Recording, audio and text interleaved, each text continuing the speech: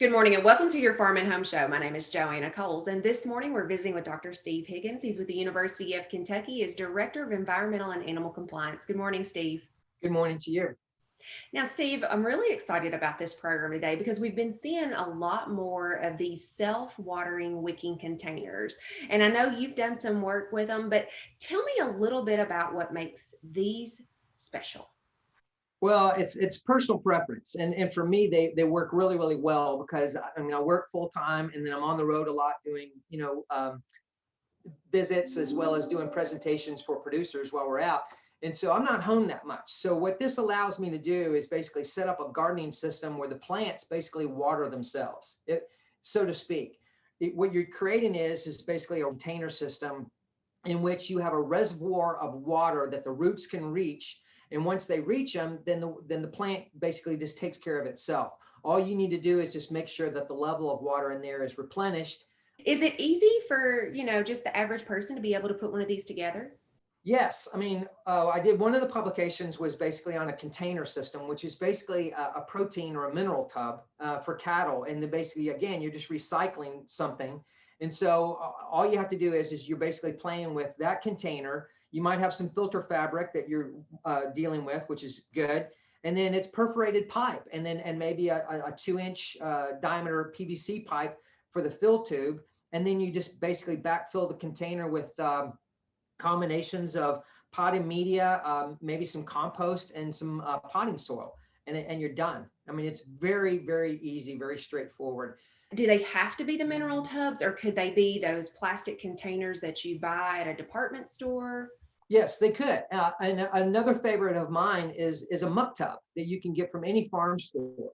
And so you're looking at 4 cubic feet of a garden material. And again, these would be great for someone's back porch, a patio, a deck, a balcony, type of apartment type of thing, where you can actually have one of these containers for growing some food as well as growing some ornamental flowers if you want. A lot of people struggle with peppers or tomatoes because they need so much food and so much water, and it's just really hard to do that in a Yes. 5-gallon bucket or in a container that you buy from a department store. But with this system, you're able to water and feed through that pipe, and it wicks it up as it needs it. And so people have been very successful in growing food in these containers. Yes, because that's one of the big things with tomatoes is that when you get a precipitation event, they split because they've absorbed so much water, because they just got this surge of water. With this system, they constantly have that water, and so you lessen those type of impacts. And are these very expensive to build? You mentioned the container. Hopefully you can find those recycled. And then the pipe, and then the PVC pipe to feed it, and then some fabric, and then those multiple layers of soil. But you could use this container all season long.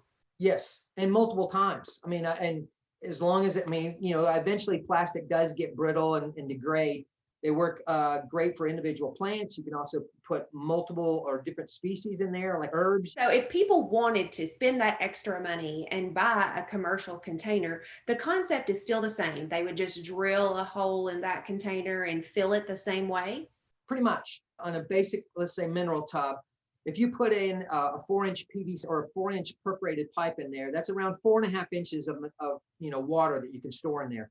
I've actually put double layers in there, so I can actually store 8 inches of water in there.